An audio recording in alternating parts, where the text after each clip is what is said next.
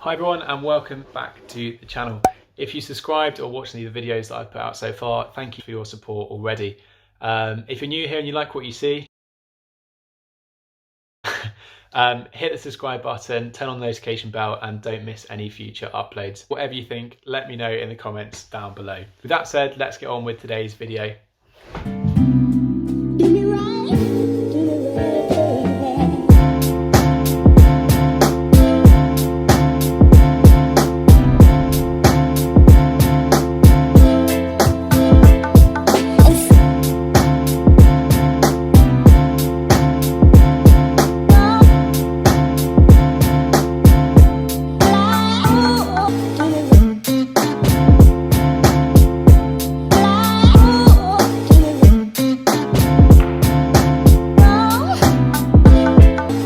So back in the first video I posted to YouTube, I talked about wanting to work on my fitness this year. So the first weapon in my fitness arsenal is, well, to be honest, it's probably this YouTube channel, but my second one is this, the Fitbit Charge 4 that I actually bought and picked up yesterday. So in this video, I'm going to tell you why I bought it, the features I bought it for, how I plan to use it, and how it's going to fit into my fitness tracking moving forward. I do want to say before we get started that I'm not naive enough to think that just by buying a fitness tracker I am automatically going to get fit. I am going to put a lot of work in. It's just something that I can use to measure and stay interested. So what do you actually get with the Fitbit Charge 4? This nice box. You get the watch itself, an extension strap for larger wrists, a clipping charger that you can plug into your laptop, and then finally an instruction manual. So of the two bands, it's actually the small medium band that comes fitted on the tracker when you buy it in the box that fits me better. As you can see, there's plenty of adjustment either way as well, so I'm kind of halfway up the notches, and it's a really slim profile on my wrist. So even if you're not used to wearing a watch or anything else that you might wear on your wrist, it's really unobtrusive, it's pretty comfortable, it feels good to start with. Obviously see how it goes with exercise and stuff further down the line. But yeah, really comfortable to be wearing. To get started in the app, so that's what we're going to do. Okay, so we're now in the app. I've been through and set up the Fitbit and synced it to my device, which is pretty easy. There's loads of tutorials if you need them. This is the premium feature. You get 90 days free when you buy a Fitbit, and then going back. So this is just the kind of home screen for my Charge 4. You can change your clock face. I've changed it to this. There are loads of different options, as you can see here. And then there's also an instruction manual for how to use it if you get stuck, which I'm probably going to be using quite a lot. So you also get reminders to move. This is really helpful if you don't move much during the day, especially during the work week. And it can be the perfect excuse to get up from your desk and go and get a cup of tea. Buzz! Now, luckily for anyone that's still watching this video, it only actually takes me about 10 seconds to make a cup of tea. So once that's done, we'll get back onto the app and show some more of the different features that you can access.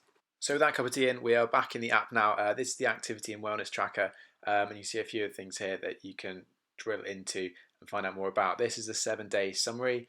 Obviously I haven't got much data on here at the moment, but what you can see is kind of average step count and different exercises that you have been getting on with.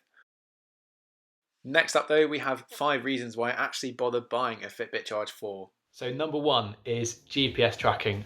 This is available on loads of other smart watches, fitness bands, whatever you want to call them, but there isn't that much available at this price point. So for reference, these are about £130, £120 depending on where you pick them up in the UK, and I think about $130, $150, something like that. I've just got a black one. There is a special edition one above that as well, which is about £20 more, but I decided I did not need it. Anyway, in terms of GPS, this is really helpful if you're going out on runs and you don't want to take your phone. I hate wearing those armband things. I've never got on with them.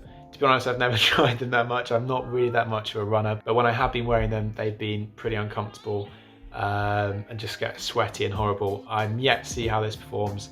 But in terms of just going for a quick run and not having to clobber around with your phone, it's also really nice if you're going out over like work lunch break or whatever, to step away from your phone, leave it in the house and just get away for a 15-20 minute break, whatever it is you're taking. Oh, I keep calling it GoPro. Fitbit themselves claim 5 hours of battery life if you are using GPS feature. This obviously means you can use it away from your phone. However, just a point to note, if you also want to use Spotify, you do have to have your phone with you. You can just use this to flick through and control what songs we're actually playing. So it's not like an independent memory storage for it or anything like that. So yeah, like I said, you get 5 hours of battery life for GPS and actually 7 days worth of battery life if you don't have GPS on. So it does last for ages. Obviously I haven't seen that yet. I will test it, see what it's like, and probably upload that on another video further down the line, but we'll see. So point number two. The point number two is for this. Point number two is for the heart rate monitor on this Fitbit Charge 4. Part of the reason I picked this up is really to measure my fitness. Obviously, it's a fitness tracker. I want to make sure I'm being pretty healthy and getting fit. And on this note, one of the reasons I actually ended up buying this was after chatting to a very fit friend, Matt, if you're watching,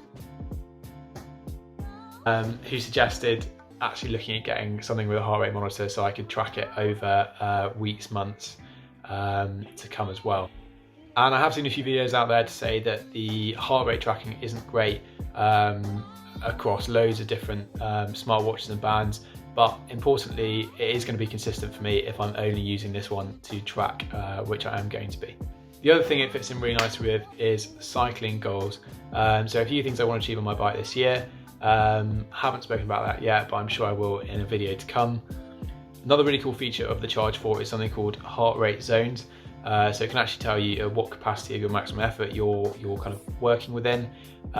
So actually for different types of training that I want to get in on my bike, I can see whether I'm actually in the right heart rate zone for what I'm wanting to achieve, which is really cool. Point number 3 is sleep tracking. This is something that I haven't been great with recently. I don't really have a regular bedtime or time to wake up per se. I do always wake up for work and then just get going really. But I don't think this is the best way to start my morning.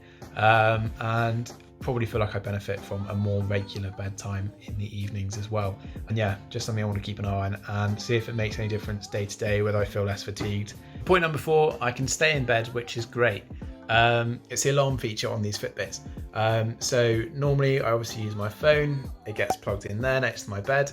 And inevitably when I go to bed in the evenings, I end up just scrolling through it and then resent the sound of my alarm in the morning when I have to get up. Absolutely hate it. And no matter how many times I change it, I still absolutely hate it. So as a bit of a change, Fitbit will wake you up in the mornings. Obviously I haven't tried it yet because I only just opened the box, but we'll see how this goes. Should be a nicer way, and it might also stop me waking up and scrolling my phone in the morning as well. There are loads of things I could do better with my time in the morning, like go for a walk or stretch. Someone's hammering next door.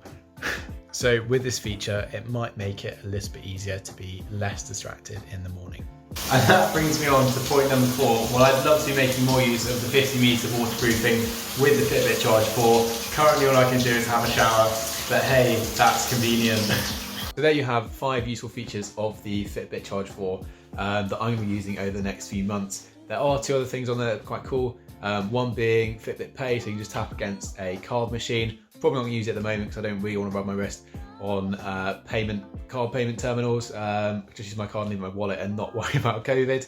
And the other is something I definitely be using, but it's cool to see it's on there, is menstrual health tracking. That's it from me. If you like what you've seen today and you want to pick up a Fitbit Charge, I will leave a link below. It will be affiliate. If you find it somewhere else and you want one cheaper, then go there obviously.